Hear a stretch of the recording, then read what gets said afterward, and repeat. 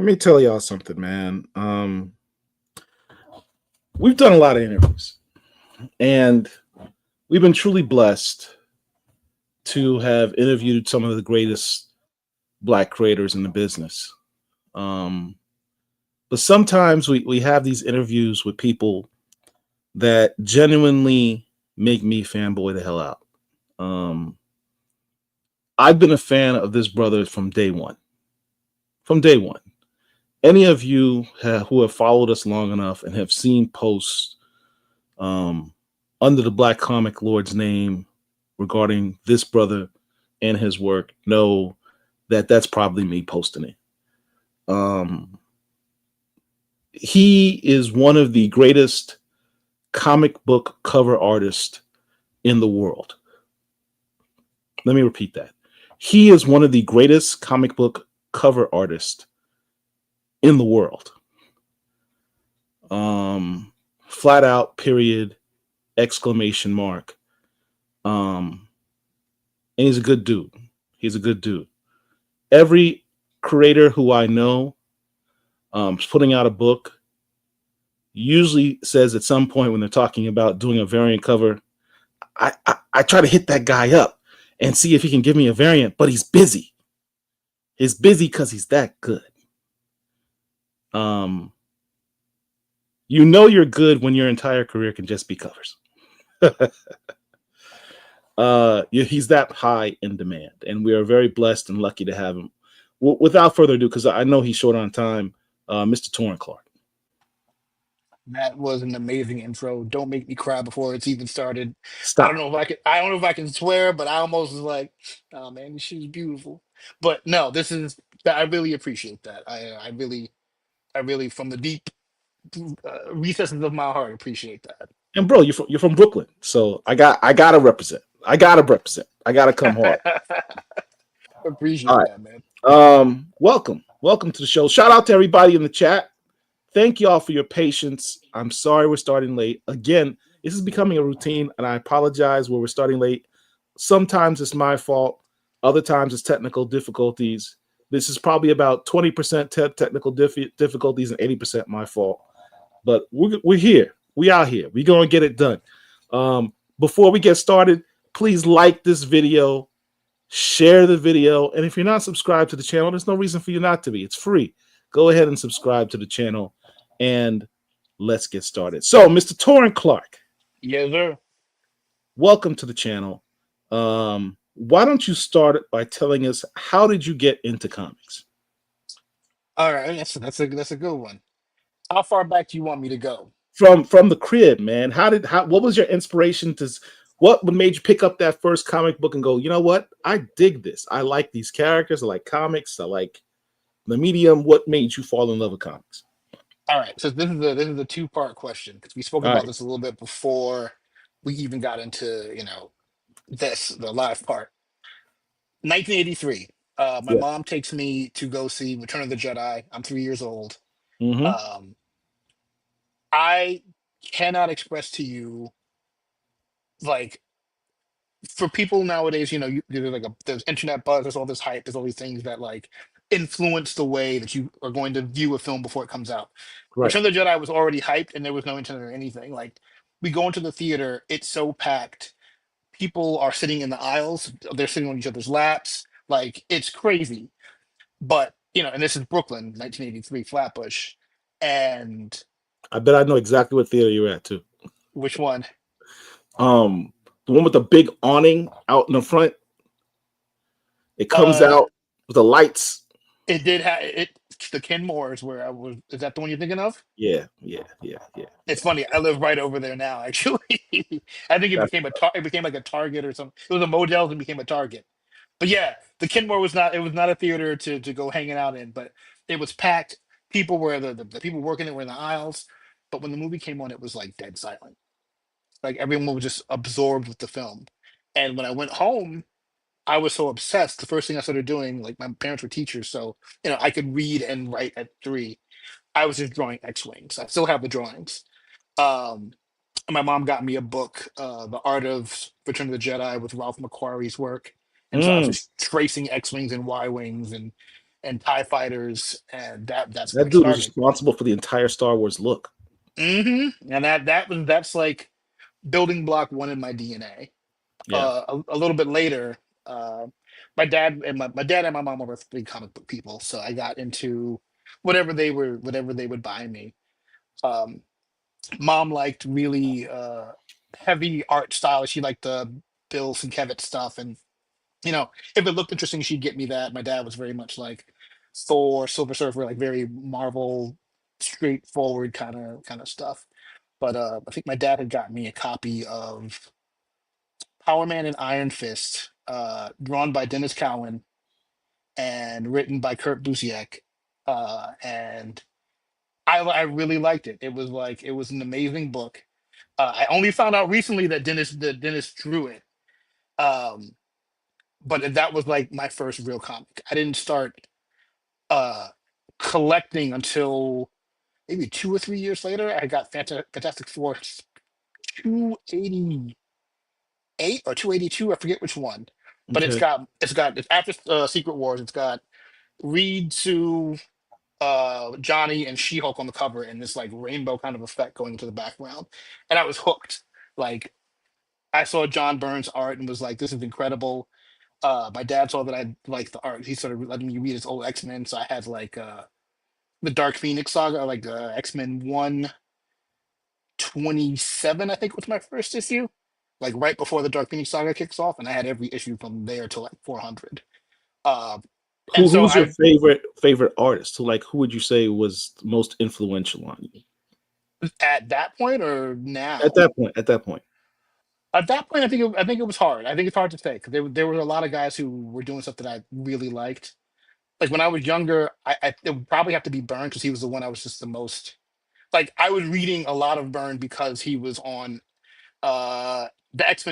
the old X-Men issues my dad was giving me. He was on Superman, which I was reading, and then there was like Gil Kane, who was also on Superman, and I loved. Uh, and then there was he was on Fantastic Four, so he was kind of just like the first artist that I was really, you know, indoctrinated into. Like I really like his stuff. Hmm. Um, I don't know that I had a favorite at that point, but I know that that was very important for me to learn the language of comics. So Um, transitioning from fan touring to, you know what, I want to do this for a living, touring. Talk about that process, that so journey. there's a little bit of a midway point in there. So like I drew the entirety of like of elementary school, that sort of a thing, Right. and then I went to the junior high school over an adult junior high school 113 on Adelphi and DeKalb, which is where like Spike Lee went. It's like a at the time it was like an art school for like a junior high school. They had like art, science, like special ed school. Won a couple of awards for like my art. Had my art hanging in the Brooklyn Museum of Art at 13. That's what's up. Um, yeah, it was cool. But I knew that I want like at that point I knew that I wanted to work in comics. I knew that I enjoyed drawing and I wanted to create. I didn't quite know how.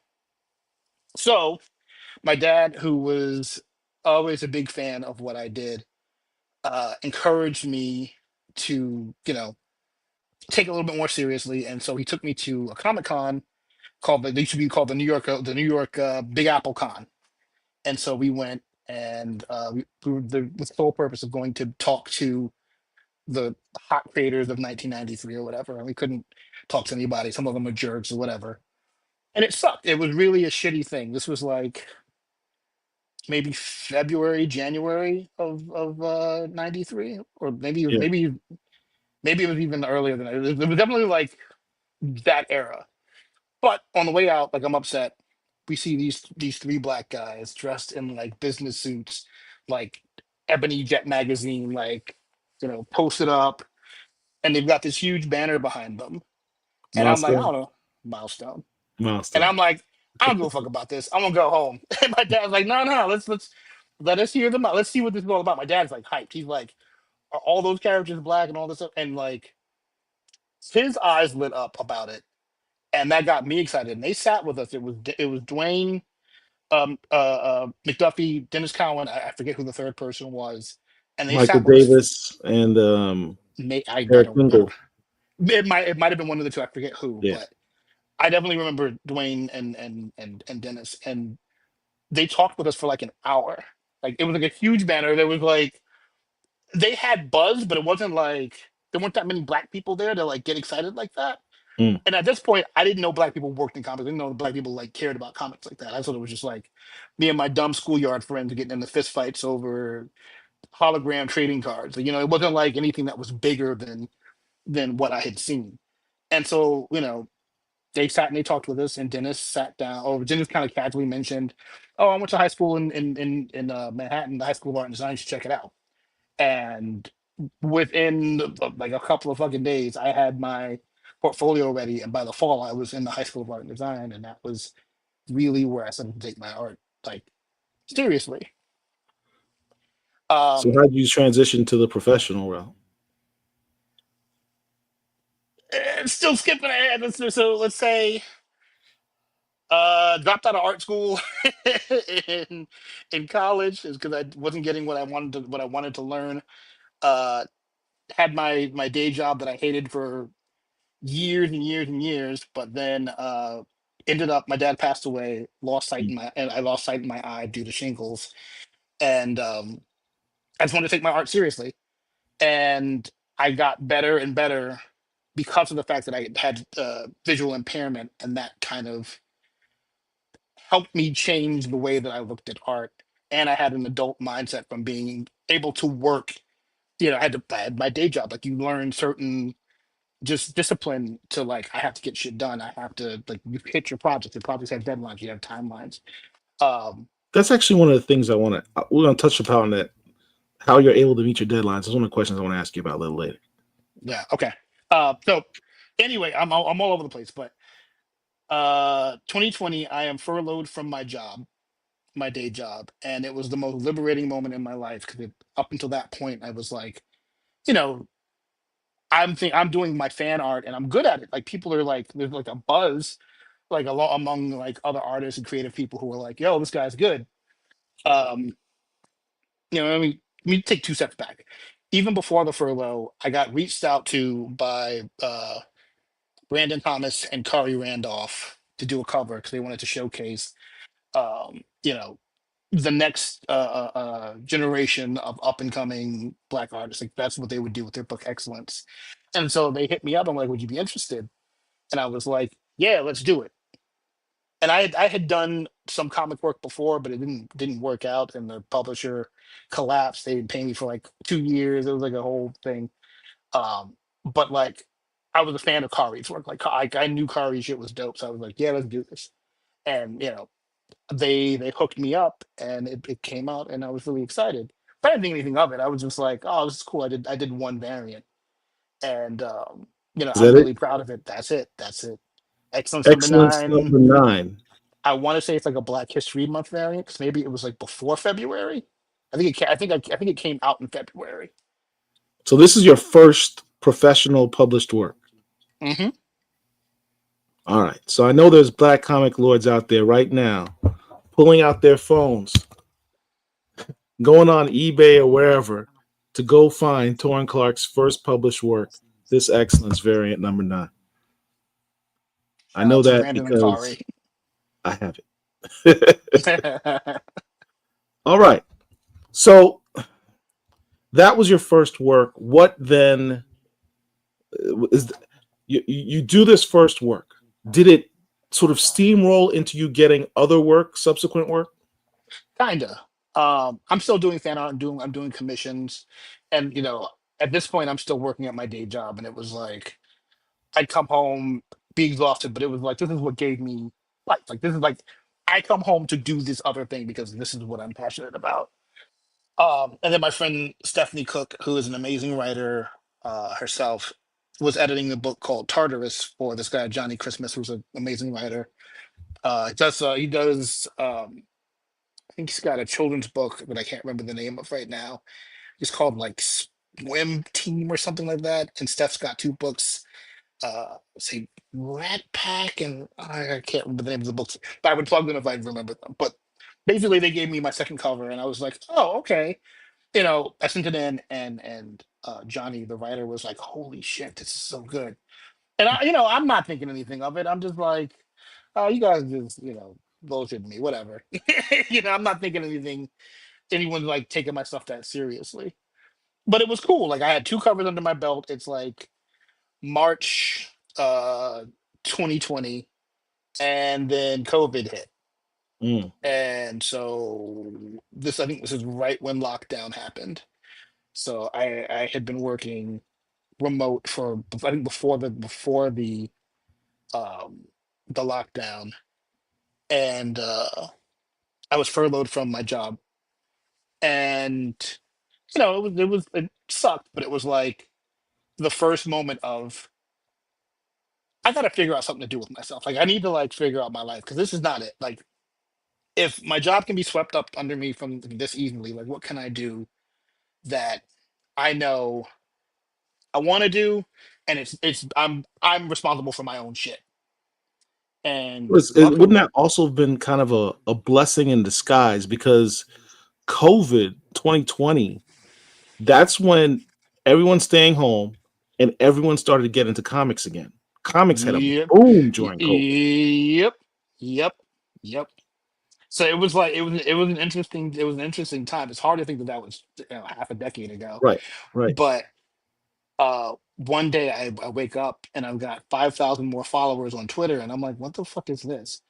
And Mitch Gerards, who does uh, Mr. Miracle, he's like DC super artist, incredible artist, super nice guy. He gave me a shout on Twitter and was like, if you're not following Taurin Clarke, you're doing it wrong.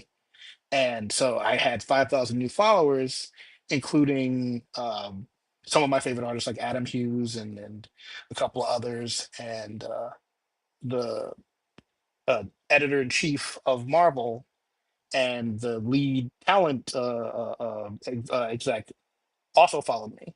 And I want to Yeah, say like a day or two later, they were like, "You want to do some work with us?" And I absolutely lost my shit. I was like, "For sure." They were like, "Do you have a portfolio?" And I like to believe that if opportunity knocks, you have your motherfucking bags packed. right. Like be ready for whatever shows up. So I had a portfolio. I'd spent the last 10 years rebuilding my vision, building the skills that I lost after dropping out of art school, like working on all the things that I avoided when I was a kid. Like I don't want to draw feet, I don't want to draw hands, like the stupid stuff that you're being lazy. Like you don't want to do the work. So you're like finding ways to skirt around it. So I'm like, I got to a point where it's like, I don't want to do that. So now I have a portfolio that's solid enough where they saw it and they were like, normally we would give you like a test cover to see if you could, like, if you were up to par. I don't think we need to do that. And I was like, Wow. uh, okay. So Did, they did threw you me. ever did you ever regain the sight in your eye? No, no. So to this day, you still have the loss of vision in your right eye. Yeah, it made me a better artist. Wow. So Why do you think that is? if you look at my work and you see like, oh, how did he get lighting so well? And what's that haze and all this other stuff? Yeah, That's just how I see. Like everything looks like a 1970s porno. There's like a Vaseline smear all over everything. So that's why the lights in here are kind of dim. Like I don't like a lot of light because it's very harsh for me. yeah. Um, but the trick was eye to brain to hand. How do I translate that now? Because it's very different than how I drew when I was younger. Right. Um, and I think that kind of helped me stand out when they saw my portfolio, because there was a lot of like really dramatic lighting and a lot of like you know there was stuff I obviously needed to work on. This was 5 years ago. Like this, you're always going to look at your work like the more you grow, but it I definitely had something that they saw and was like, this is unique, let's run with this. Wow. That's incredible, man. Here I am. I just thought that's just the Taurin Clarke style. I didn't realize that that's actually influenced by how you see the world. But that's the thing. I feel like people are always like, especially young artists, if there's any young artists who are watching right now, don't go chasing a style. Like when people will be like, oh, I want to draw like Toriyama, I want to draw like Adam, like Alex Ross, or I want to draw like whoever. Those people already exist. There's already a Jim Lee. There's already whoever. Like take your experience and your the way you see the world and apply it to paper. There's always going to be influences. Like, don't get me wrong. There's artists who are like absolutely burned into my skills and my the way that I view comics, but I don't want to be them. You know what I mean? Like, Right, right. and eventually, even if you do pantomime someone, because we all do, you grow out of that, and that's kind of what defines who your what your artistic voice is. You want to find your unique voice. Be who you are. Yeah, one of the things we say on this channel all the time is we know that you're a dope artist when we can look at a piece of your art and immediately know who it is just by looking at the style. Having your own style, I think, is paramount to getting really good accolades and success and respect in the business. Because if you say, "Hey, I need an Art Adams," or "I need a John Byrne," like, you know what those guys' artwork looks like, Hmm. and you got that style too. So that's I need a Taurin Clarke is now up there. I appreciate that. That's what's And up. to eclectic blurred's niche is funny that Joe Mad was when Joe Mad came out. I was still in high school, and Joe Mad went to my high school a few years before me. So I remember when everyone wanted to draw like that, and it's like the guy already exists. Like, you don't need to do that, you know. So yeah, for me, there are definitely artists who I wanted to be. I wanted to be Art Adams. I definitely was an Art Adams clone when I was like 12 years old, and I copied his stuff, and I would look at it, and I would just pantomime whatever I could, and it's still in my work. But that's the difference between influence and copying. Like, you can be influenced by all these things, but they make you who you are as the culmination of your experiences and your taste and all that other stuff. My So thing let's was, oh god, no, please finish. my thing was when I stopped drawing and when I dropped out of art school, I got better taste. I didn't want to just look at comics and copy comics. I wanted to draw. Like, I didn't know what illustration was. I didn't have the language to ask for the skills that I needed. Mhm. So the more mature I got, the more my taste kind of grew. And then now I'm looking at Drew Struzan and Bob Peak and Austin Briggs. I'm looking at like illustrators. I'm looking at Jack Davis, from Mad Magazine, but I'm looking at his like illustrative stuff, Bernie Fuchs. Like, I'm looking at as much as I can, and it's helping me break out of the four color pen ink kind of mindset. Because I knew I didn't want to do that. I knew I never wanted to do that. And so that's how you get the Taurin Clarke that you have today, because I was looking at a bunch of other stuff. If you have interest and you want to be a creative, break out of whatever your comfort zone is. If you like comics, get into illustration. You like illustration, get into photography. You like photography, get into film. Anything you can do to build your visual library is what you want to apply to your creative world. Music, theater, whatever your thing is that you love, do more. This is that Tortoise. I guess this is your second published work. You That was said my second published work. Tartarus #7. I don't have this, so now I've got to go hunt that down before the people that are watching that do it beat me to it.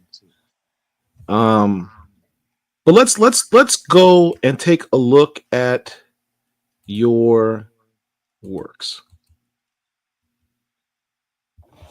This right here, I think, is the perfect summary of why you are who you are. You take these iconic characters and you capture moments that define who the characters are. I once heard a quote about you, and I wanted to see if it was true.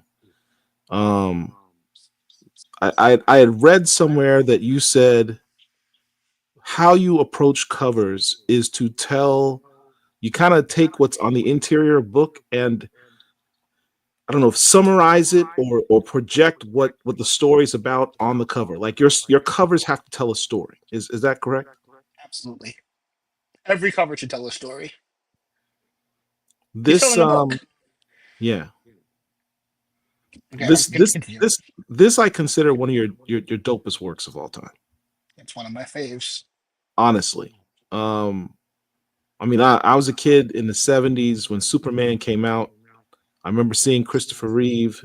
Bro, I don't get me still con- started. I still consider Superman 1 and 2 to be two of the best superhero films of all time. Agreed. Hands down. And this kind of summarizes what I think makes Superman so popular. Um, and I'll tell you what, here it is. He's protecting a little girl. He's being powerful. But his focus is on the little girl, and he's reaching out to the little girl Yep. who's focused on him. He's trying to hold his hand, and at the same time, he's protecting her. And you see the people in the background; they look astonished.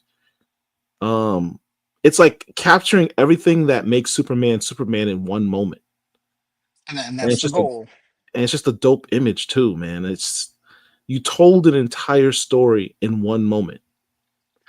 That's the goal. So in my mind, and I teach at SBA now.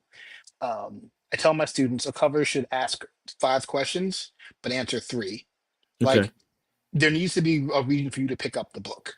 Like you right, can't just have a pen up of someone just going, like that shit don't impress me. Like not to knock a lot of manga, but a lot of manga books have just like a guy on the cover, and it's like volume 278 of someone just going like this, and they're like, "Oh my god, I love this cover," and I'm like, "How are you? What is it? What's drawing you in to make you want to read the story?" And sometimes it's art and sometimes it's style, but you can't for American comics that kind of doesn't apply. So in my mind, I'm like, you have to have a story. There needs to be emotion, like acting, and there's act like with this cover. Someone it's like sexual chocolate. Shout out to SC. Um, the physicality of Superman. His arm is blocking this giant robot fist, right?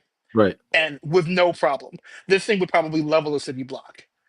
Um, but the acting is in his face.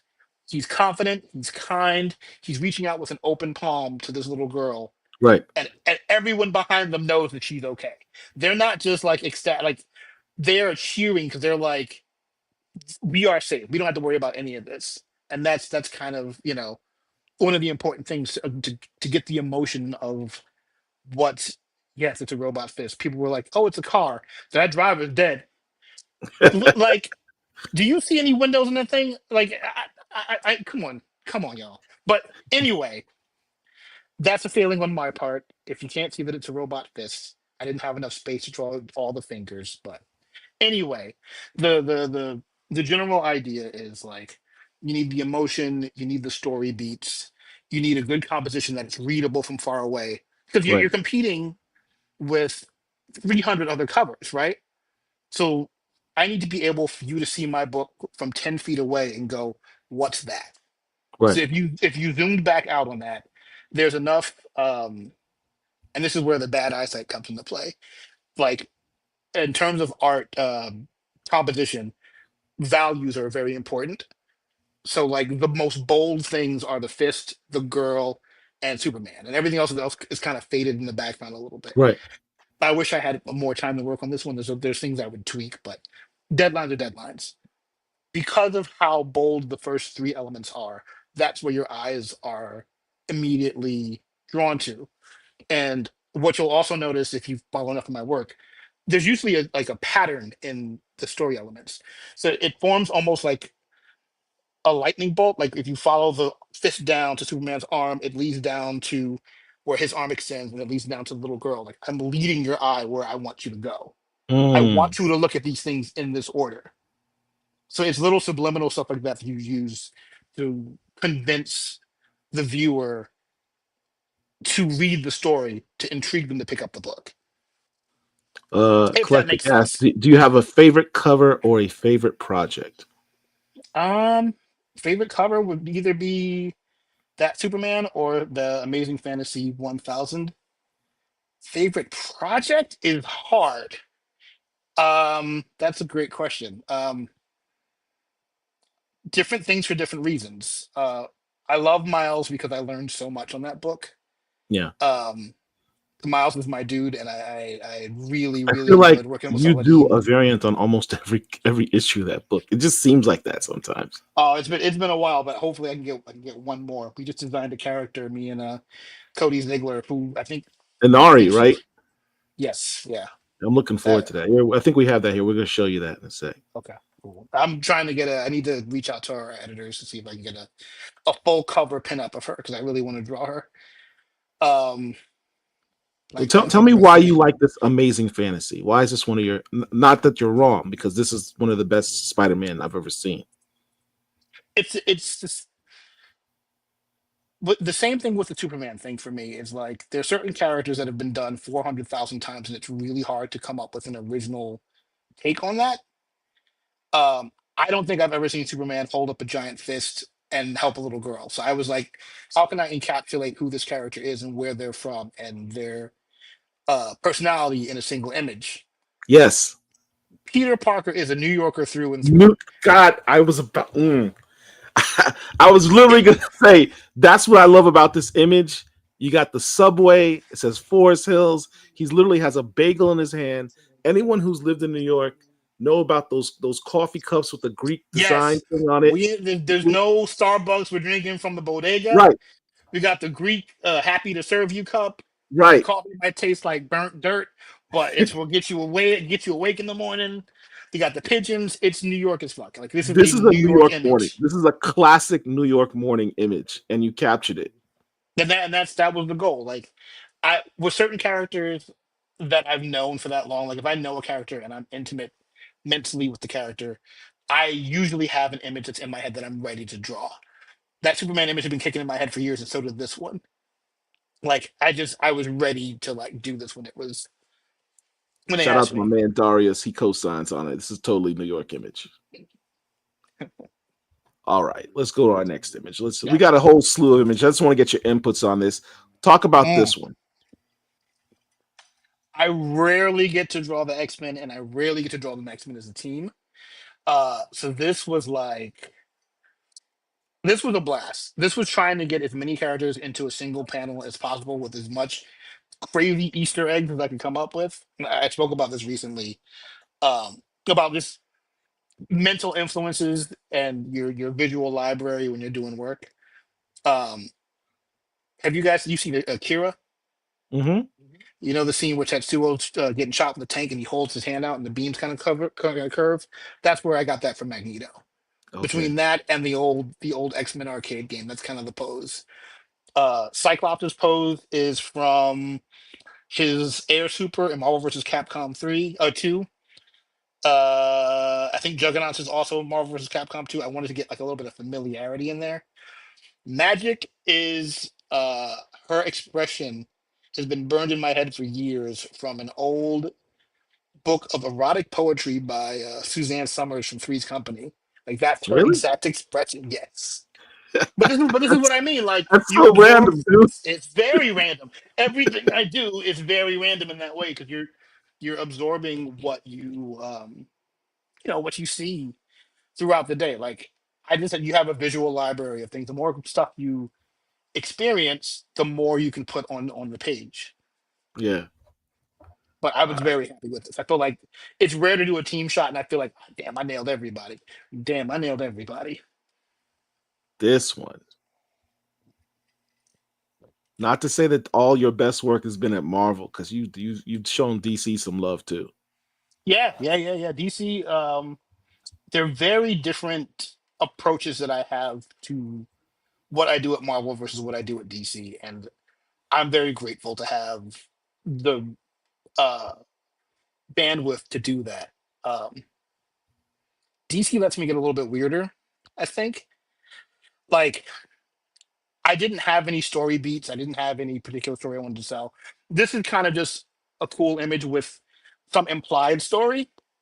But really, what I wanted to do was showcase a black character with skin that looked correct, Mm, uh, in with the dramatic lighting the way that I see it, in kind of like just a deep space horror kind of vibe. There was no other idea in my head other than I know that I want the ring to be the only light source in the entire image. I know that I want something behind her to be absolutely huge. Like in my mind, that thing is way bigger than you think it is. Like it's yeah. probably like a couple of solar systems big. Um, but that's kind of what I was trying to convey. If I had more time, I would have put a couple of planets back there and like did a couple of other things. But I'm just really happy with how her face came out and just like the subtle lighting. and it's kind of controlling the depth of fields that you can kind of see what's Yeah, you're my, you're my you're focused. my man Randy Watson's right. We can't glance over this statement, man. Skin that looks correct. As an I've artist, Yeah, go ahead. I'm sorry.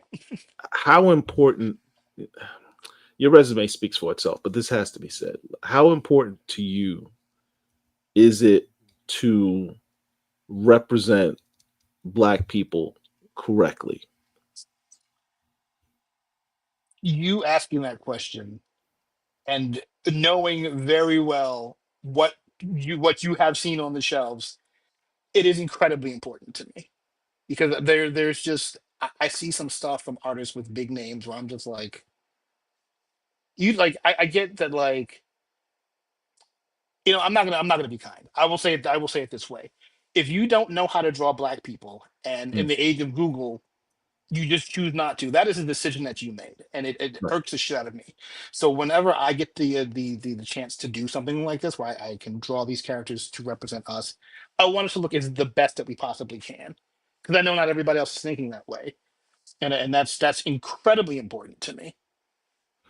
It that speaks volumes, man. I know this one particular. I'm not gonna say his name, but there's one particular artist who I think is an absolute brilliant artist. He's done some of the best books that I've ever enjoyed, but the dude cannot draw black men's hairlines for anything. Like it just looks crazy.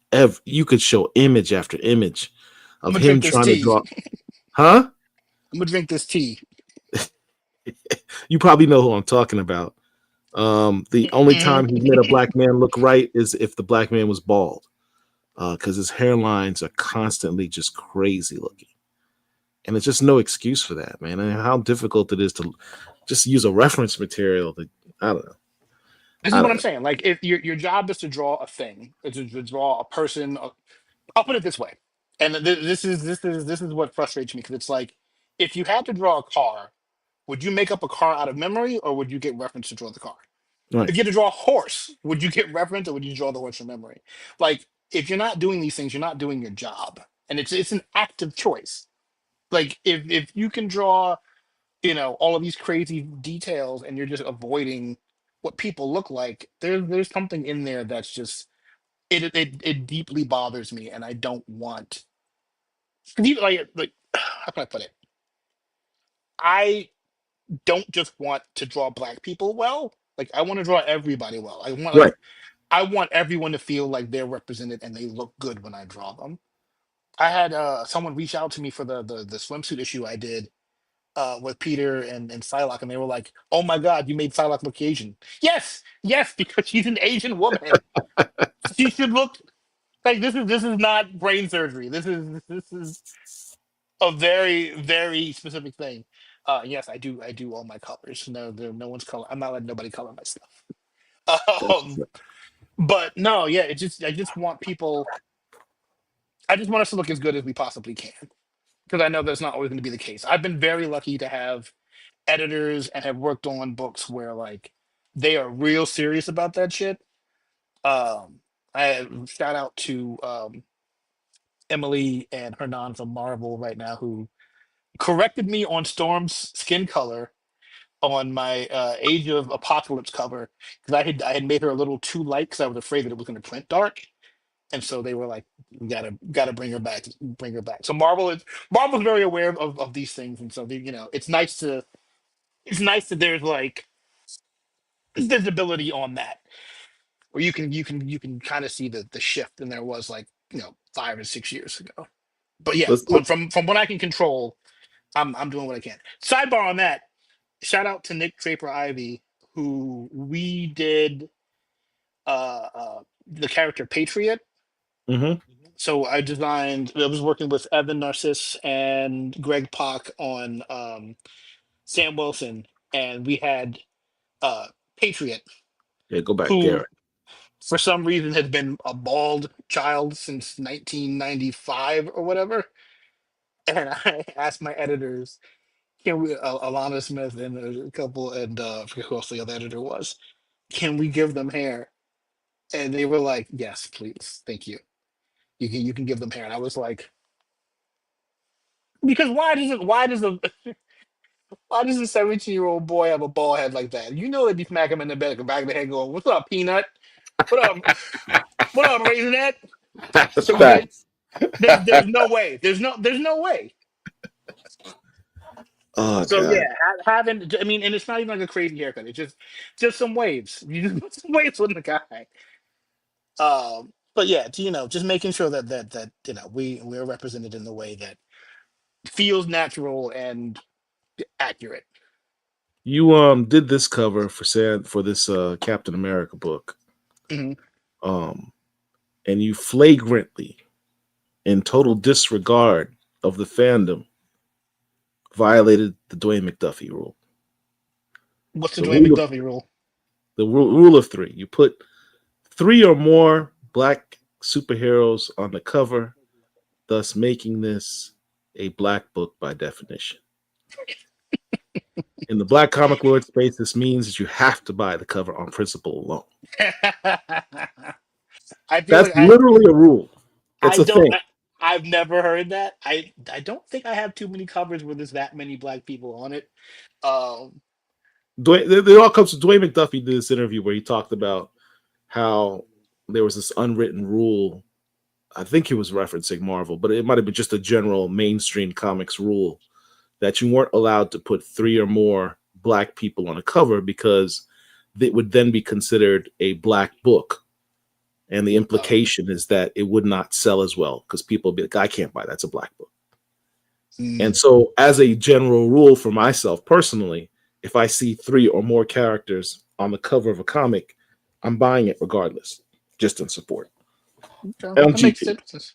Yeah, for sure. I mean, for sure. Like, I mean, that is a wild quote, but if I think for me, if I see a book and it's got multiple black characters, yeah, I want to see what it's about, but it's also like I want to see high quality black art on high quality books. You know what I mean? Yeah. Like, just don't have like I don't care how many black people on the cover. I care how well they're drawn and what the story is. You know what I mean?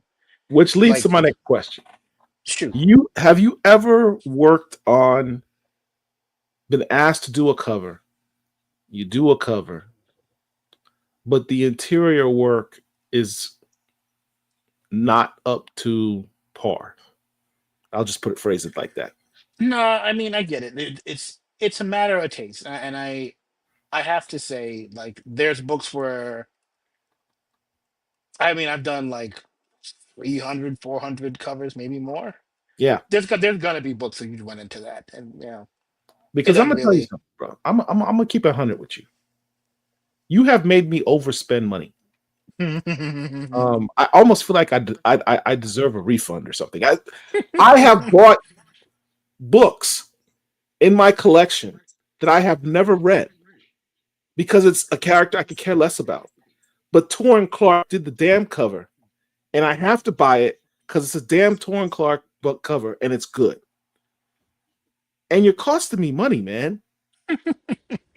You don't want? Do you want to know the dark side of that? What's the dark side of That's my job. My job is that? to lie. And you don't care. It is how I don't care. I'm like, I love it. I love it. Lie to the kids. There's an old comic book cover, and it fucked me up as a kid. It's like She-Hulk 16. It's a John Byrne She-Hulk, and it's got the Punisher, Wolverine, and Spider-Man on the cover, and it's like this blown out background, and it's like the Punisher shooting his bullets flying everywhere. Wolverine's got his claws out. Spider-Man's like flipping, and it says on this cover, Spider-Man on this book, Spider-Man, blah blah blah, and then at the bottom it says these characters, like She-Hulk holding up the page. It's like these characters aren't in this book; they're just on the cover. It's just like, and it's in little text, but it's like if this was back in the days of the spinner racks, you wouldn't be able to see that. Otherwise, you would have went home with that book, like my dad did when he bought it for me. He'd be like, "Oh, you like these guys? They ain't in the book." The cover, I mean, to a certain extent, that is just like absolute madness. But the job is to sell the book. I can't always control the quality. Lie to the kids. I can't always control the quality of the interiors of the books, but I because you're doing so many different books, so many different variants, it's like this is just going to happen. You know. So let me point out something to you. Hmm. Derek, can you go back to that storm picture?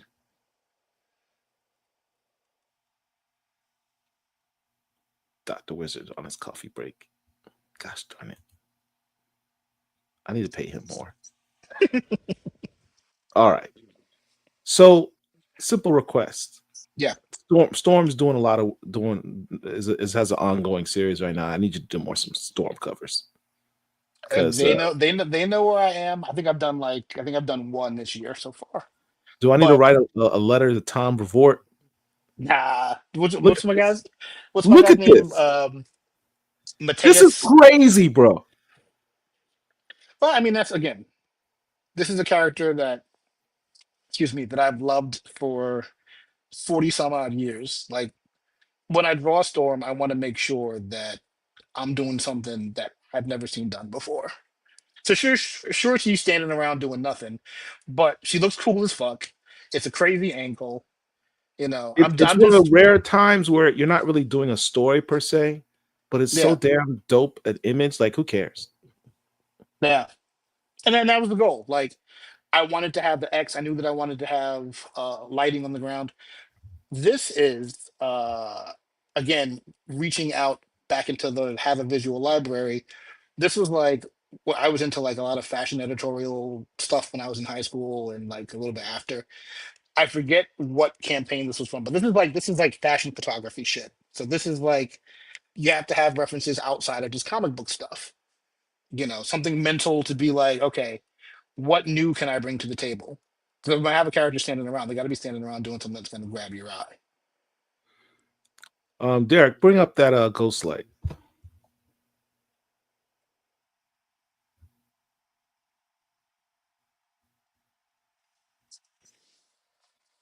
So John Jennings is one of our fellow black comic lords, and when he was doing Amazing Ghost dude. Light, that's the dude right there, man. That's the dude. He blessed us with a pre-image of your cover here on the right, number 2, and I think we all literally went, "Oh!" at the same time when we saw this image in number 2, knocking out Ghostlight, knocking out Silver Surfer. That is meaningful on a whole bunch of different levels. Can you talk about these two covers? I think weren't you nominated for an award on that first one? What was Nominated for what on the first one? You cut out just in that some one type of word. award? Didn't you? Weren't Oh, you nominated for? yeah, I think I won something for that. I don't remember what. You actually won too. Yeah, Okay. yeah, yeah, yeah. John had shared the info. It was very exciting. That first cover is one of my favorite things I've ever drawn. Um, I feel like I that was my dad's favorite book. And I remember reading Silver Surfer, the old, because the whole thing is based on the old '60s Buscema. Like I've got the Buscema Silver Surfer artist edition back here. It's Yeah. all based on issue 10, I believe. And that was like Uh, one 5. of my Silver five, Surfer yes, number 5. right, because 10 was the last issue, if I remember correctly. It was a short series, right? Am I crazy? It was a one shot. Number 5 was the introduction of this character they killed in the same issue, Yes, yes, and yes. John Jennings brought him back from the dead. Right, right, right, right, right, right. So that was one of my dad's favorite comics. So this was very important to me in that way. Like my dad passed away in uh 2011, and that's kind of what was my one of the catalysts for me to take my art seriously. And yeah, so they gave me the pitch to do this cover, and I was like, absolutely yes. And Valentine Delandro Hmm. is he's one of my favorite interior guys. Like he's up there. He's got a very understated kind of like um just ink heavy, very solid storytelling. I love his stuff. Yeah. It's very like ah. But I was sold. I was like, I don't even know nothing else. And so they gave me, they told me kind of what they wanted to do, and I love the Silver Surfer. So this was a no brainer. Issue Let two, me they gave us very specific prompts, and I was like, okay, I can do that. But let me I talk. I, I think you guys liked it a lot more than I did. I liked the cover, but I'm like, that's okay. it's a powerful cover, man. I mean, you don't often see Silver Surfer get knocked off his board for any reason whatsoever. And And that was kind of the thing. I was like, I wanted to have his board floating off because I want you to know that he's getting wrecked. right, and John himself was excited about this cover. Oh yeah, yeah, yeah, yeah. I think to John. John lost his mind. But I yeah, want to talk to you about literally if there is one cover I would say it is had to make me pick was my favorite of all time. hmm It would probably be this one here. Let me, gosh darn it, the what's my put? There you go. yeah, This one. yeah. Um, Black Super Love is something I talk about on this channel all the time about how rare it is to see two black superheroes in love in a relationship in comics, just in general. But then, even more so, to have Black Super Love in a regular ongoing series currently is super rare. So rare that in mainstream comics, I mean, in mainstream comics, this couple, I believe, is the only current ongoing Black Super Love couple in comics. This is it. Miles and Starling. And you made one of the dopest, most beautiful images I've ever seen in that regard. So much so that I share this picture every Valentine's Day.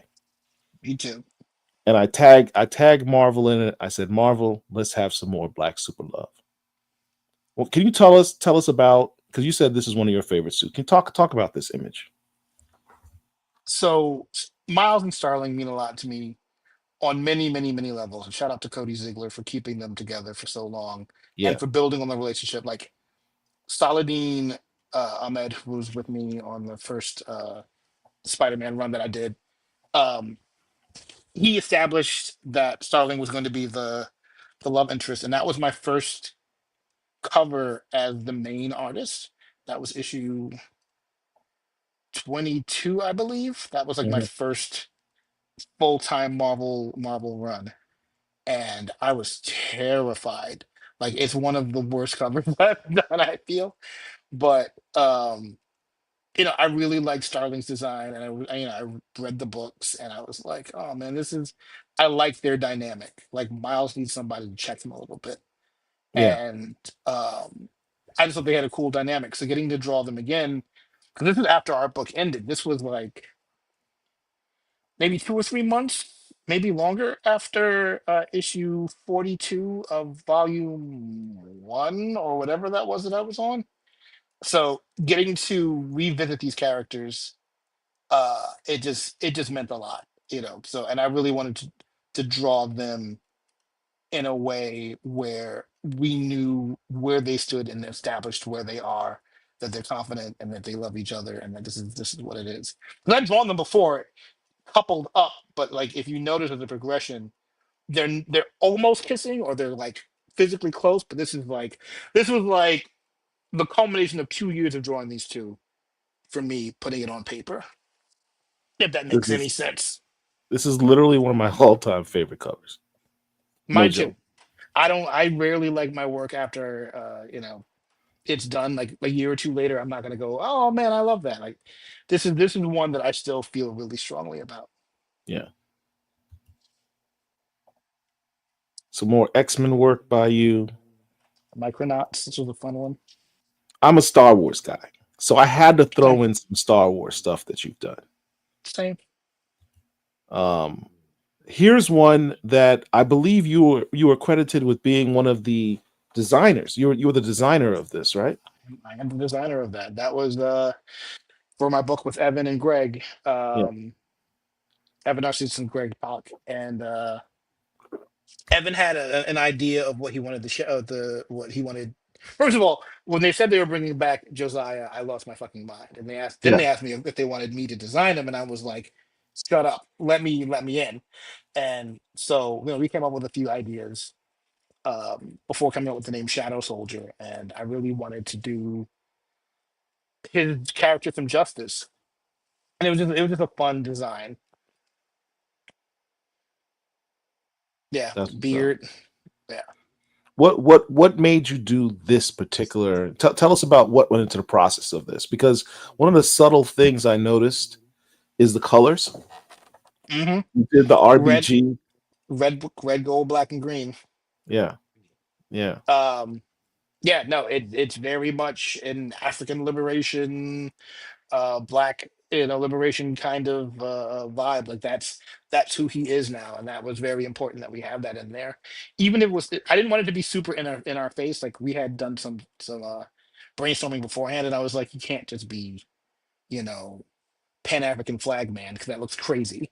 There's not that flag as a flag is everything a flag should be, but as a character, that is those colors aren't going to look good on, on like a serious character, in my personal opinion. So I was like, how do I tell who he is without uh making him a caricature of the things that we want him to stand for and that I personally believe in, because yeah. that's important to me.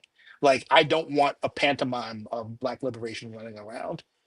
Whatever, separating the personal thoughts from the comic book, like you have to be mindful of that. You know what I mean? So he's mostly black and red on the costume, but he's got his green and yellow armband, and there's just little things here and there, but also It was making it sure that was his it beard was it was was a like, well done subtle nod. yeah, and that's what I Those wanted to who be. Those who know would know. those who know exactly.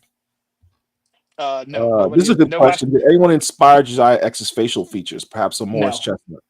no. But hilariously, he does look like Ray Height.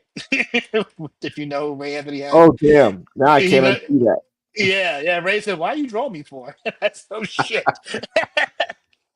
Especially But the beard with the little white fleck in it. yeah, yeah, yeah, yeah. Because it's funny. Like, my cousin tells me this thing. He's like, he's face blind. He's got that disease where you can't really, you kind of, it's hard to recognize and remember faces. I have the opposite. Like I will store information and forget what it is. So when I'm drawing someone without reference, there's still some reference in there. So when Ray called me out, I was like, oh shit, my bad, bro. But no, it's not based on anybody, but it does look like Ray Anthony Height, who is an amazing artist. If you guys don't know him, check out his stuff. That now I can't unsee that. I really Yep, can't. same. All right, Spider Punk. If I gotta be honest, I did not understand the character. That's why he's so buff. I had no like. If I went in knowing now what I knew then, I would have done this completely differently. But I was behind the bullet, behind the eight ball on deadlines. Didn't really have an idea, so I was like, okay, he's got a guitar, some old punk band buttons, and I want to draw the Spider-Man sign. Um, and I liked the illustration, but I don't think I captured anything about the character, and that is a fail for me. I like the fact that one of your lesser favorite works is still amazing. Yeah, I think it's really well drawn. There's nothing, technically there's nothing wrong with it. Like on a technical aspect, I would probably make him a little less buff. Um, but there's not enough personality of the character in there. You know what Yeah, I mean? I think I knew him from being in the background of Spider-Verse and being a costume in the video game, and that was it. And then I saw Spider-Verse 2, and then I read Cody Ziegler's book and was like, I should have done this very differently. But more and as a Star black, Wars work. oh, I'm sorry, go ahead. No, I was just saying more Star Wars work. I mean, Yeah. I always throwing that in there. I'm really proud of that one. Really like this one. Really Would you fun say this is probably competition. your favorite Star Wars work you've done? For sure, for sure. Some of the Ahsoka stuff. I think there's one with Thrawn on it that I really really like. But those two are probably my favorite. This one I just feel, I felt like it was such a really good composition. Mm. Drawing the line where I needed to go, very clean. Uh, Sam Jackson's likeness was kind of difficult to get, but I feel like I nailed it. I feel like there's a thin line between Sam Jackson and Bokeem Woodbine if you look at the right angle. So it was like, that's, it's a funny thing. Like I'm really good at likenesses, but everyone looks like somebody else with like one tweak. Like drawing the woman who plays Mon Mothma, she Yeah. looks like Gillian Anderson from X Files. But if you tweak that a little bit more, she looks like Conan O'Brien. So it is like I'm trying to reel in the lines to not fuck this drawing up every single time that I do it. I'm not gonna be able to unsee any of these images you're putting in my head right Yeah, now. this is what we do. All right. I'm just gonna That scroll through. One of the things I want you to talk about. I'm just gonna scroll through these next few images because I also want to talk about your okay, Kickstarter. okay, Um, one of the things you mentioned was meeting deadlines, yeah. and you put out a lot of covers every month. I know because I spend a lot of money on them. So I can imagine one of the things I hear constantly from creators when they say what makes you a successful creator, one of the things they say is being able to hit your deadlines.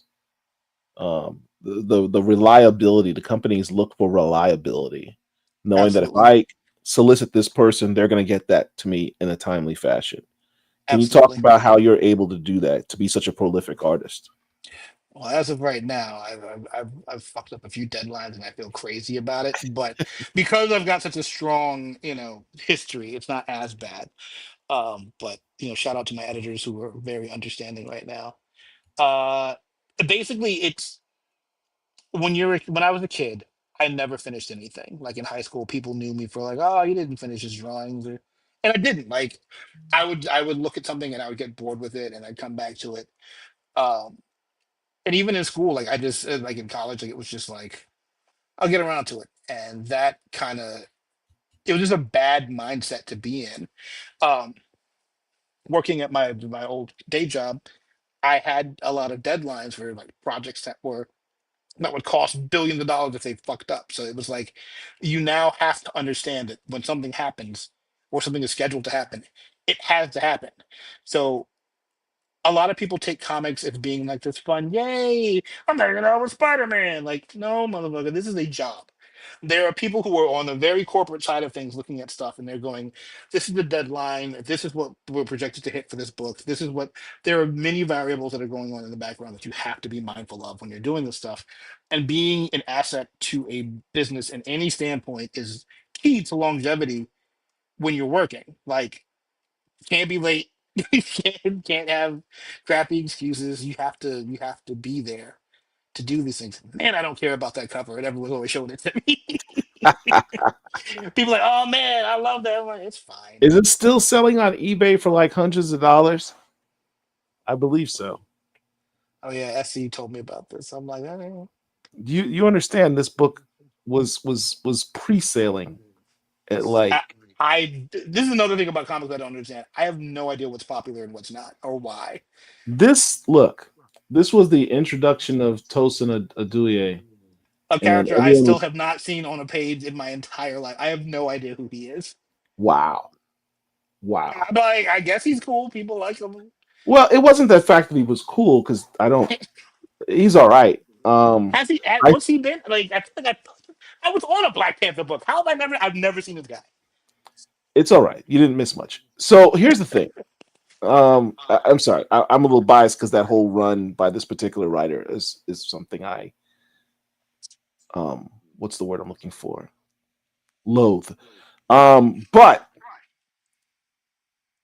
the popularity of this particular issue was it was his introduction, and at the time there were questions about Black Panther being replaced in the comics, and he was kind of being viewed as is this the Oh, new okay, Black Panther? Is this the guy who's going to replace Black Panther in comics? okay. So like speculative market There kind of was a stuff. spec market was crazy on this issue, Right, and this right. was the rarest cover, Was and it it's that? you, Is that why it was so? Yeah, yeah, like it was a fun drawing, and I like it, but I do not understand the popularity behind it. But I guess that makes sense. yeah, yeah. We don't talk about that anyway. Where was I? Oh, I have to talk about this because this Shout this out, just dropped. shout out to Sanford, who's always trying to hook me up with some dope shit, and I never We can go had because I'm always got deadlines. He's like, I told you, bro, you should have came through. we just had Sanford and David on here a couple weeks I ago. oh oh yeah, I saw the one with Sanford and Young Guru, and they gave me a shout. Shout out to both of Right. those guys. Right. But David's great too. Yeah, yeah, yeah. I talked about this cover on in that show where you basically, in my opinion, were showing the three generations of the Sangaree family. Another Right. instance of storytelling on your part. Can you talk It's, ac- about this cover? it's actually four generations. Four. Oh, so I missed one. Look in the blue line. Yes, I'm looking at it right now. Yeah, I Yeah, missed that.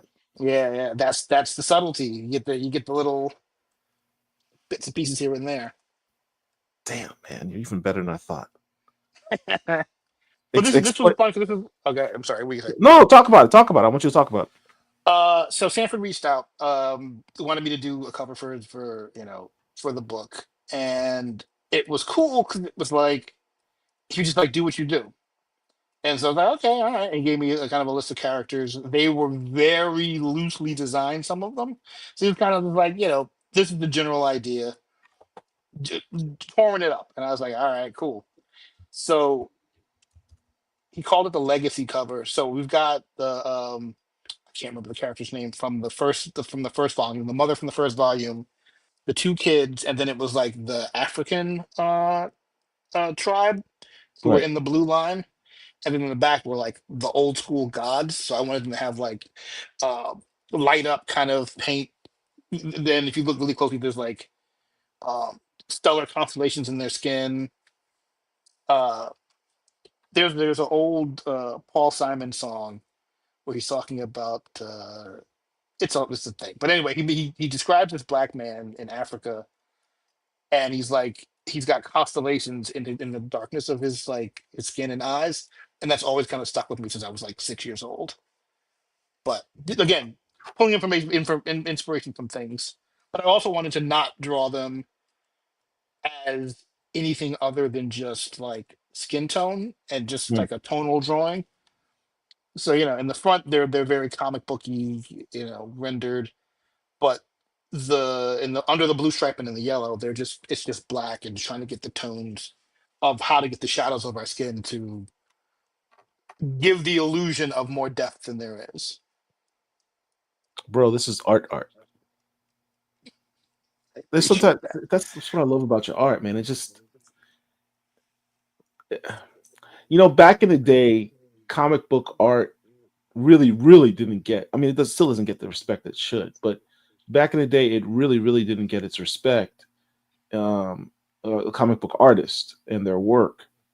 Um, it would be called comic book art or comic booky or cartoonies, Yeah. and just not get the level of respect for being fine art. I mean, you objectively do fine art that just so happens to be in the comic book realm. That was I mean that was the thing with me growing up. Like I feel like some of my family members didn't get it. Like not my parents, but like extended family. Be like, oh, he's showing his little cartoonies or look at the little animes. Like that's not what that is. And then it was like people don't quite understand the language of what comics are. And I try not to. My thing was I didn't want to be a very specific kind of comic book artist. I wanted to have those other influences. So I looked at guys who did like cartooning. Like that was more interesting to me. Like Jack Davis from Mad Magazine, like taking something that looked like fine art and distilling it down into a shorthand that works in a comic space. You know who's excellent at that?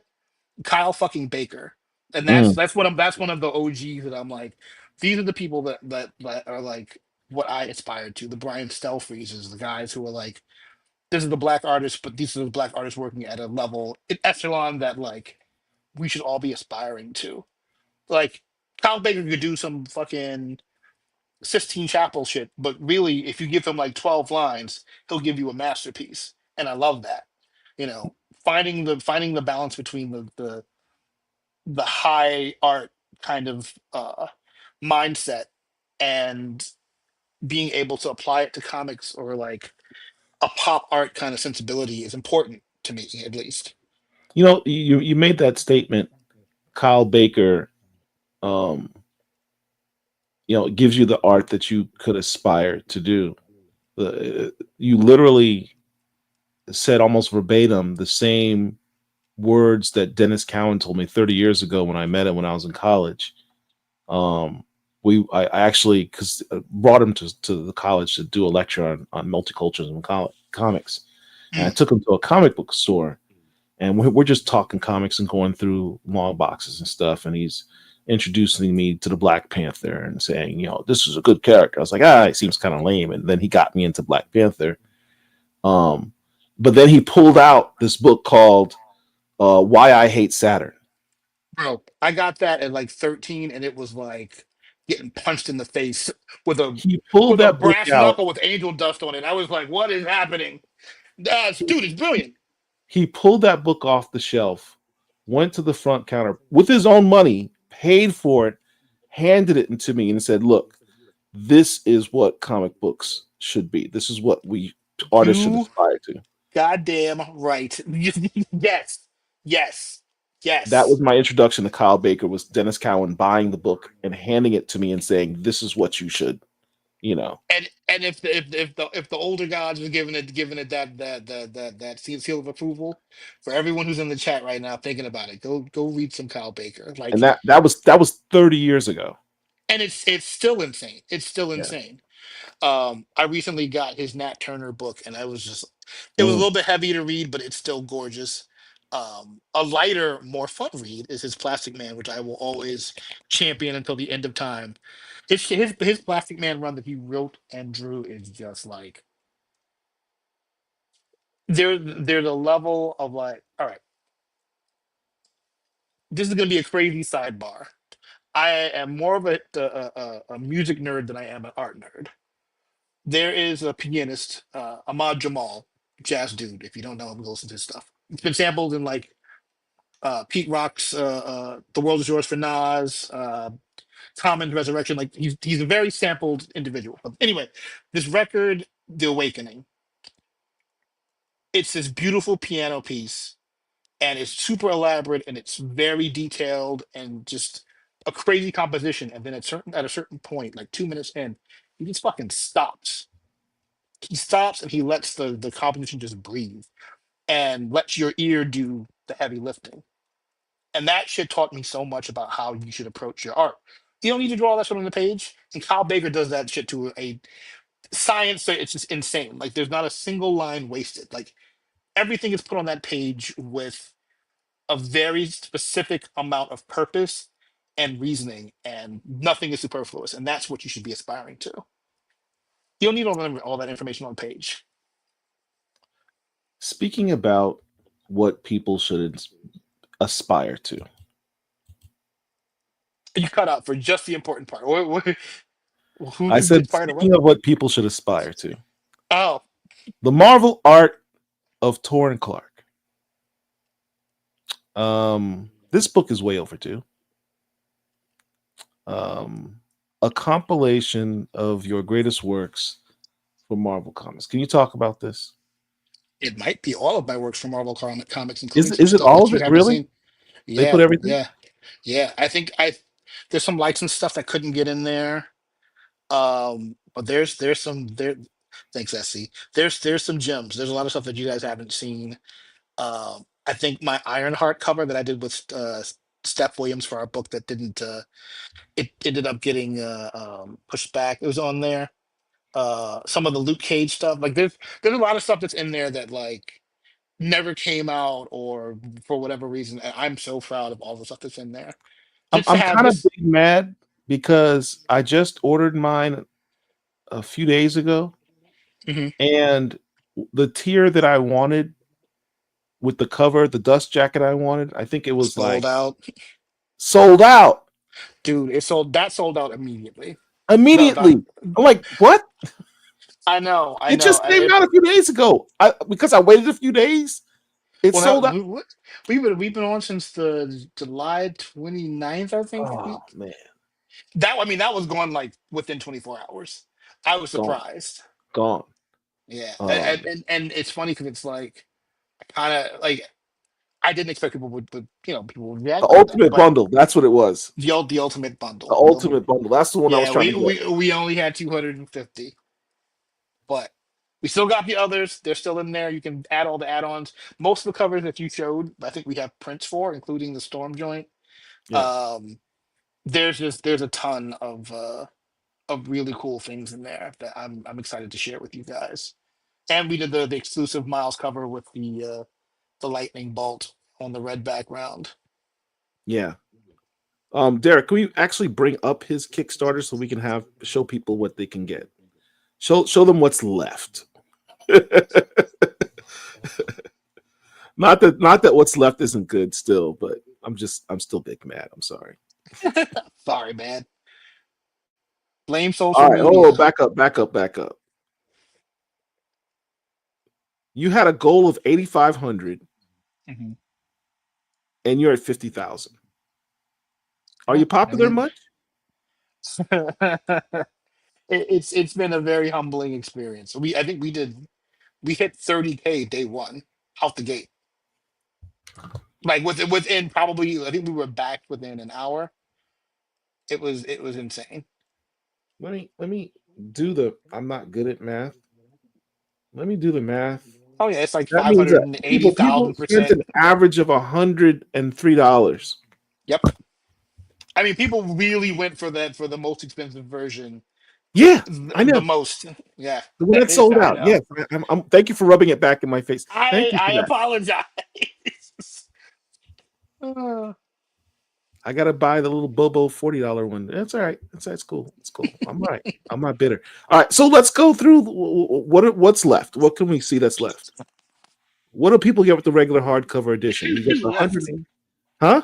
Left. We've still got a very wide variety of quality items It that the is. regular It is. hardcover. I kid. I mean, I'm still getting a dope book. So what comes with it? 180 pages. Yeah.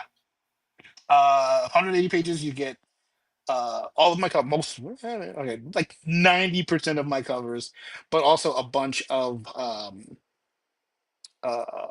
behind the scenes stuff, some of my process, some sketches.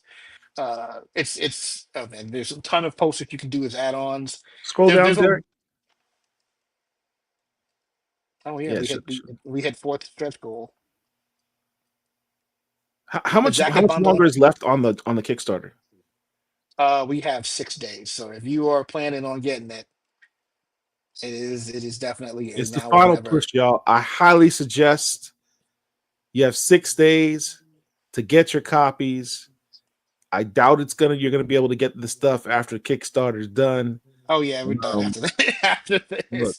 So, and I don't plan on doing another one of these anytime soon, maybe in 10, 12 years. So if in I'm if reality, if if I'm you're a alive hardcore that long, collector, you probably need to buy two because you need one that you're gonna put on your shelf and keep for preservation forever. Another one that you'll actually read. yeah. Get your fingerprints all over. Tell your friends, share the posts, you know. That Spider-Man is crazy. That image of Spider-Man. I was surprised people liked it that much. That was the first time I ever drew Peter. Oh, the first time I did Peter solo. Are you And serious? yeah, it was I think you had it I did. I in the didn't bunch that you realize that was the showed. first time you drew Peter solo. Yeah, I want to say that was some legacy issue, some big issue. Uh, I didn't have an idea. I just wanted to draw Spider-Man upside down, but people really liked it, and that was one of my most popular pieces until I did the one next to the train. It's a damn near perfect version of Spider-Man. I mean, it's just you couldn't really I draw I it love instead. I love Spider-Man. Yeah. It's funny because it's like I don't think the same way about Miles. Like I love Miles, but I love Miles like a father to a son, whereas Peter feels like you know what I mean? Because it's like this is something I grew up with. Yeah. Miles, I didn't have a connection to Miles until Spider Verse. Like my first cover for Miles, I was so inspired by the movie. I did a sketch in the theater, and 2, 3 years later, that became my first Miles cover. And That's what's then up. I was like, I fucked with Miles, but yeah, Peter's like my OG day one. Oh man, you got the Virgin cover, the dust jacket, and everything. So, show Derek, show those, yeah, right there. The postcard set. Yeah, so we got the individual character cards, some stickers with shout out to my boy Chase Conley, who's one of the all-time greats. We got his costume up there for one of the stickers. Um, for our anniversary suit, which I still think is one of Miles's best looks. And Yeah. got my if you haven't gotten the Spider-Man 2 design that I did in the video game, the The action figures Brooklyn. of the Brooklyn Hold up. 2099. I want to say, of course I have it. There you go. Come on, man. I have the Taurin Clarke Brooklyn 2099. You know, you got to I represent BK to the I fullest, baby. I love that. Damn right. Damn right. All right. Everyone, please don't make the mistake I make and wait. Go ahead and support the Kickstarter. Get your book. Don't be a fan later, because I'll just repeat, one of the best comic book cover artists in the world, and he's got a book with all his works in it from Marvel. That's pretty dope. Taurin, I appreciate your time. I know we went a little over the time that we were set for you, but I appreciate you joining us. Man, Um, this was really good to chat. I appreciate all the support you've shown me over the years. We talked about that a little bit before it all started, but it's just nice to know people see your work and it resonates. 'Cause, when you're working freelance, you don't know what people like, you don't know what people want or not. And a funny thing about comics, and I don't think you guys really notice, like the haters are the ones who are louder than the fans, the people who are like truly got your back. Like I know y'all appreciate. So it's when you get these moments, it drowns out a lot of the. You know who thinks Taurin Clarke? I hate him. Like this is. I needed this week, to be honest. I I appreciate that. I was terribly remiss. People had some questions. Do you have time to answer some That's questions? that's my first cover right there. If you go back a little bit, scroll back down. That was my first cover for Marvel. That Captain Marvel number Really? 20. One of the few covers that I did traditionally. And I Wow. almost had That's a Captain nervous Marvel 20, you breakdown said? doing it. Captain Marvel 20, monster variant, monsters unleashed variant. I gotta track that down too. What were the questions that you had? Let's I pull can hang out for a these little bit. questions. Were you a fan of Josiah X before you asked to redesign him? Because the amount of care you put into his redesign for the recent Captain America was chef's kiss. How can I put it? Like I read the crew, and I read a lot of that, but I didn't. It was from the time that I wasn't reading comics, so I didn't have that connection to it. But I knew how important he was to fans everywhere in the culture. So it was like I have to go in with a level of care and understanding to make this work. Um, and I was talking with Evan about it, and Evan had called up Christopher Priest. Shout out to Priest being the OG, and they had all these notes about like who Josiah was, just as a person, and where he might find himself, however many years later in publication history on the page. And so that really influenced like how I approached it. But Evan was pretty much like, "Do you?" when it came to the design, and I Do love you doing listen? design stuff. So it was just cool. Do you listen to any music while you're creating? Yes, constantly. I am a huge music nerd. There's records everywhere. Uh, it really depends on what the vibe is. A lot of 90s hip hop, a lot of 60s, 70s jazz, a lot of 90s alternative rock, punk, uh, electronic stuff. It really depends on whatever the mood is of the cover is usually reflected in the music I listen to. So Okay. like I'm working on the Red Hood for DC right now, so I've got kind of like a sexy trip hop playlist, but then I'll work on like Beta Ray Bill. I was listening to like MOP. What up, Bill? Like on repeat. So it really depends on what what the vibe of the book is. Like my Deadpool playlist is like fucking MOP and like Dolly Parton. So it doesn't. It really depends. Like Rex and MOP Effects or is something like Dolly that. Partner. You have to convey the mood of the book, and so when I'm working, it's like what's gonna get me in that headspace. Wow. Is there any dream character that you want to work on?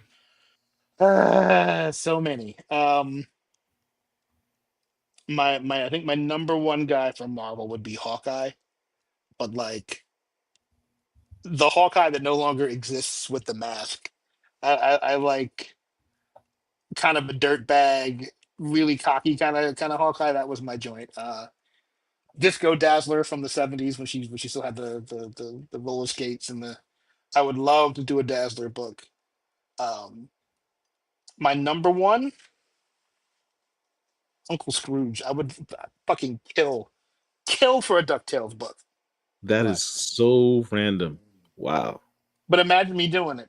Yeah, yeah. I am so much of a DuckTales fan. It's not just a Uncle Scrooge, Donald Duck, all that stuff.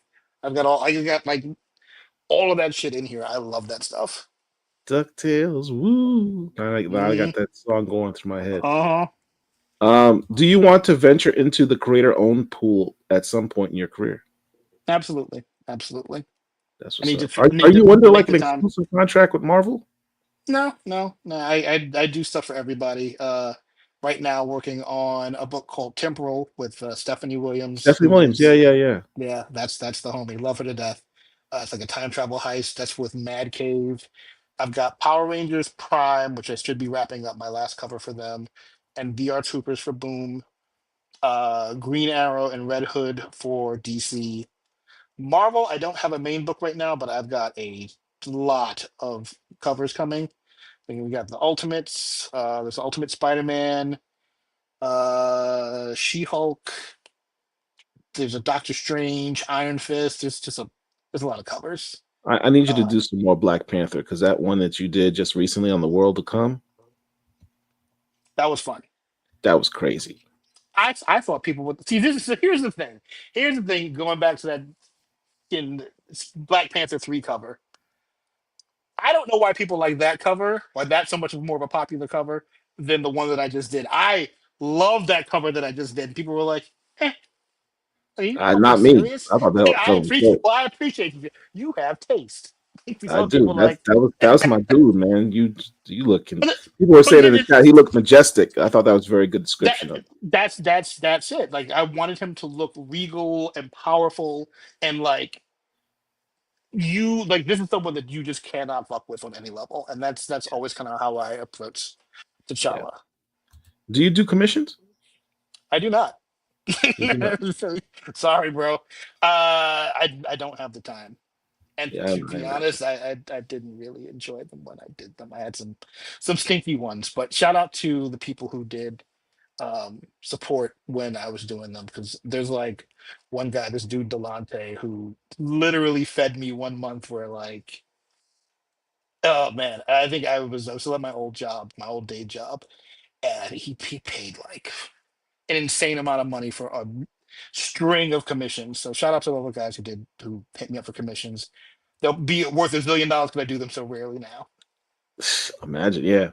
Flash 7085 is one of my favorite covers in a long time. Is there any way to get a print of your original cover with Jessie in the Liberty Bell outfit instead of her Jessie Quick outfit? That is such a deep cut. There is no other copy of that because it's just gone. Um, Flash was one of my favorite books to work on. The Liberty Bell outfit was, I think we had to change that for some reason. Like I don't even think that was the finished version. There was something weird with that. I don't remember what. Um, I don't have any rights to do the prints of the DC stuff, so I don't know that that's coming anytime soon. I would love to do a Taurin Clarke DC art book, but I don't have enough work from them at present moment. So maybe If you're one day. I listening, can't say DC, never. did you hear that? Oh, I mean, don't worry. I got a lot of stuff coming down the line with DC. I got a Batman and Robin cover that's I feel really good about that I just handed in earlier. Um, do you do you work digitally or do you also do stuff on traditional? Digi- Digitally. I mean, classically trained. I've been drawing and painting my whole life. I started working digitally in 2019, and I haven't really done much traditional since. But for those who back the book, there are remarks that I will be doing for I forget which tier they are. So that will be some of my traditional stuff. But I do miss it. It's a very different part of my brain, and trying to do traditional after so long of working digitally. I tried to like erase the page by double tapping, and it was like, that's not how that works, bro. You need an eraser. You flip the pencil around. Do you have a preference between drawing sci-fi, fantasy, noir? Hmm, huh, hmm, that is an excellent question. I don't know that it's a preference. I think I like I like drawing sci-fi, but I like drawing like licensed sci-fi. So like if you give me like a Star Trek cover or Star Wars, that's my jam. But I don't want to draw like some random crap. 'Cause it's difficult. I like drawing technical stuff, but if it hasn't been designed in a way where I can like get good reference to draw it, or if I can make it up off the top of my head, that's fine. But if it's something that someone's like, oh, here's the design I made, and it's like some scratched up like scribble scrabble. They're like, here's the ship that they live in, and like that's a lot of work for me. Fantasy I enjoy. I've got a cover coming from Boom for this book called, oh man, I can't remember the name of it. It's like it's a remake of Sleeping Beauty by Chris Cantwell, and I cannot remember the name of the book, but it's a fantasy book, and I fucking loved it. It's probably one of my favorite covers this year. Mm. Um, Have you done any album covers? You mentioned that you love music. I have not yet. I have been asked. We'll see what happens. A couple of interested parties have hit me up, so we'll see how that all plays out. Do you have any original art for sale? Yes, it is not for sale at present moment. Yes, you have original art, but it is not for sale at this moment.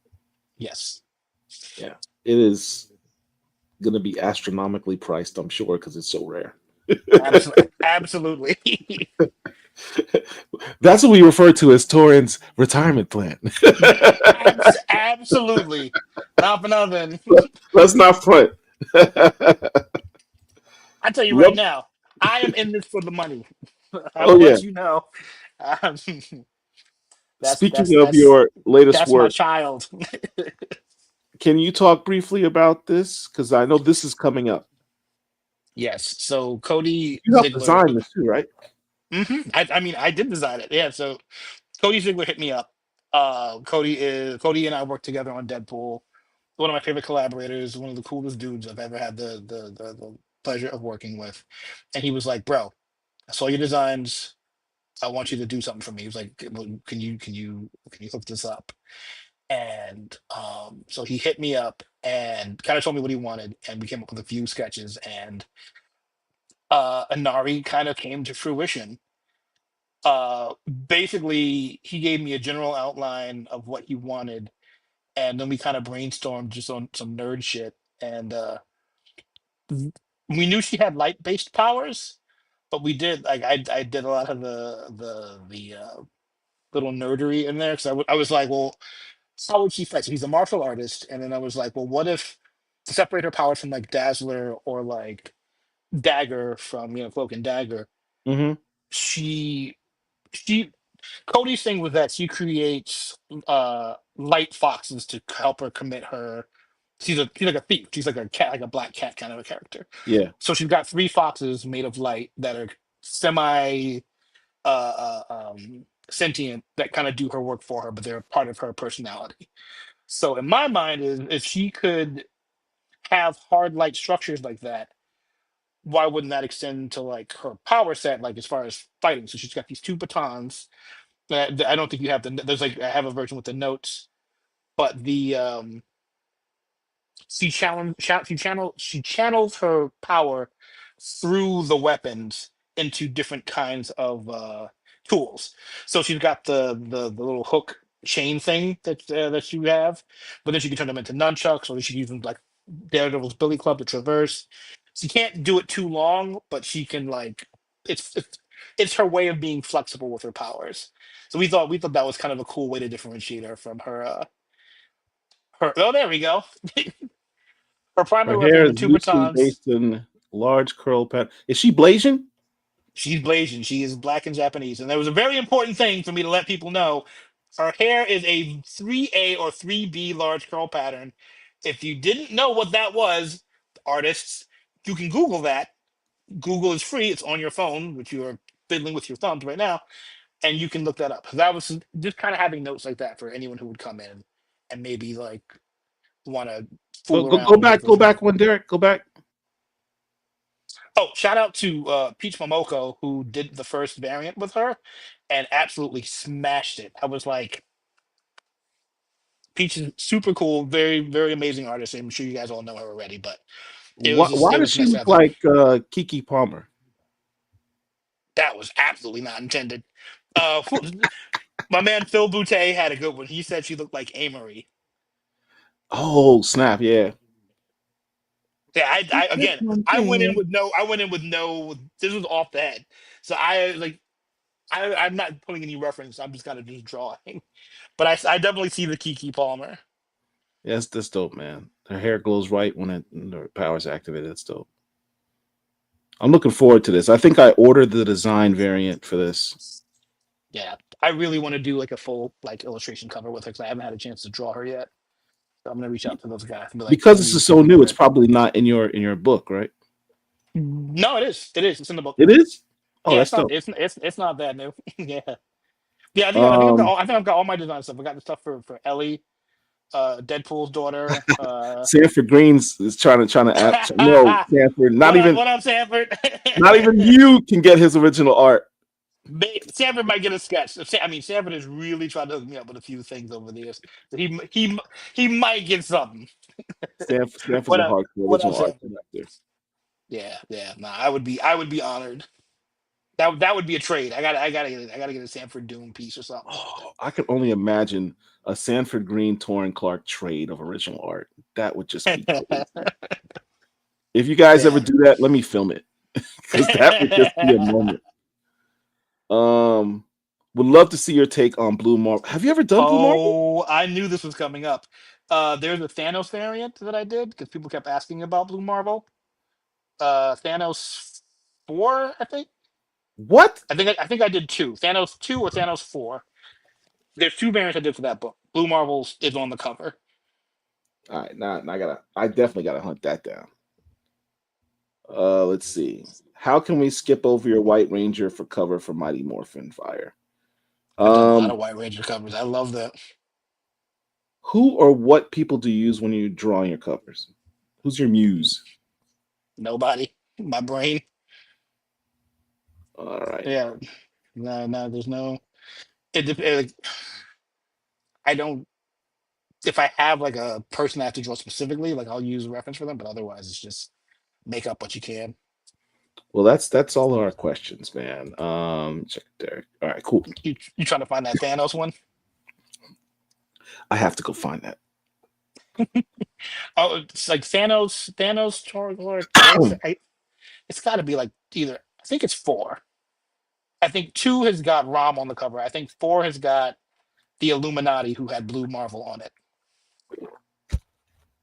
4 has the Illuminati and Blue Marvel line. Hmm. And Thanos. Yeah, I'll have that by the end of the night. I So we have a tradition, Torin. When you interview with us, we consider you family. appreciate that. So we'd like you to look into the camera. Whoops, don't do I don't know that. where my I don't know where my camera is. There it is. All right. Look into the camera, say your name, and say, I am a black comic lord. I don't know which one this is. I am Taurin Clarke, and I am a black comic lord. I almost feel like I should have you say, I am Taurin Clarke. I'm one of the world's greatest comic artists of all time. But we ain't doing all that. I'm not putting that soundbite out there, but I I'll do. appreciate it. Hey man, brother, really appreciate you having me, man. It's been a long time coming. Happy to have you here. Please come back anytime. For sure, for sure. I think Yeah. someone found issue 4, and if you look at it, it's just his skull. Cause I don't want to draw Blue Marvel. Sorry, y'all. People kept asking, and I was like, I'll draw him. I'm gonna draw the shit out of him. I'll draw him, and no one will like it. I got one more thing to ask you when Sure. we log off. Just stick around. All right, All right. fans, thank you very much. Please like this video. Subscribe to the channel if you're not subscribed. Please share this video over any of your social media. We're trying to help the channel grow. Thank you all for joining us. We'll see you next time. Black Comic Lords, we got you.